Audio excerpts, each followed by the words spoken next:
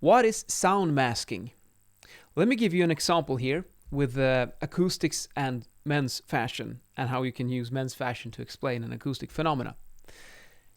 Contrast.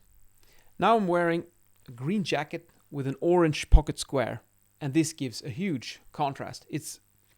They're like opposite colors, and they go very well together, and you can clearly see this pocket square. It's vibrant and it just pops. And the shirt is the same thing. You get huge contrast everywhere here. Now, if you consider the similarities between light and sound, colors are light with different wavelengths, different frequencies. The same goes for sound. Different sounds have different frequencies, different wavelengths, and that means that if you have two sounds with very different frequency or wavelength, it will be easy to distinguish between them. But if the two sounds have very similar wavelength, or it's not just one wavelength, it's like the spectra of different wavelengths. Just as an image has many colors, a sound consists of many different frequencies. But if the spectrum, the overall picture, is similar, and you lay them on top of each other, you can't really distinguish between them. That would be like if I take this little pocket square instead. It's dark brownish. It's not a complete disaster to use it, I guess, but if you see here, the contrast is much lower now. If you don't look closely, you might even miss that I'm wearing a pocket square. It's not that visible now anymore. Whereas with this one just screams, "Hey, look at me! Here I am." So they're very different compared to each other. Now, how is this relevant to acoustics? Well, an example that pops to mind is like, let's say you have some kind of alarm system, a warning signal that you need to hear in a noisy environment.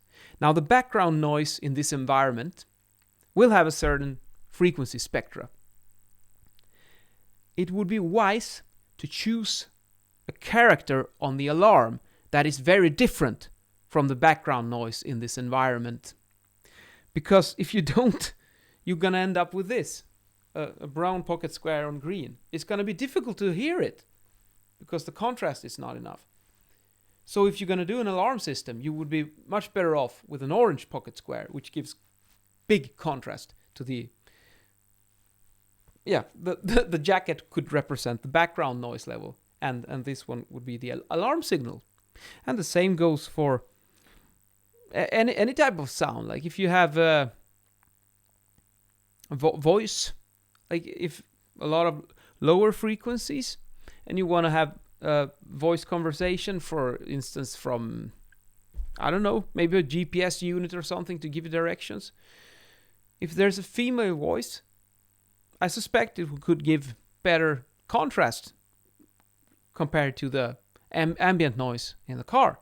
And that I find it easier to hear when it's a female voice. Whereas if I would do the read out the directions, my voice might be a bit too much low frequencies and a bassy sound, which comes a bit closer to the ambient sound that you hear in the car, and that could be a problem. It's also, I guess, a matter of taste. But with the alarm system, I think that's pretty obvious that there are clear benefits in choosing orange pocket squares on green jackets in acoustics as well. And in tonight's video, I managed to do the style tip and the acoustic lesson at once. So that was a bit fun. See you later.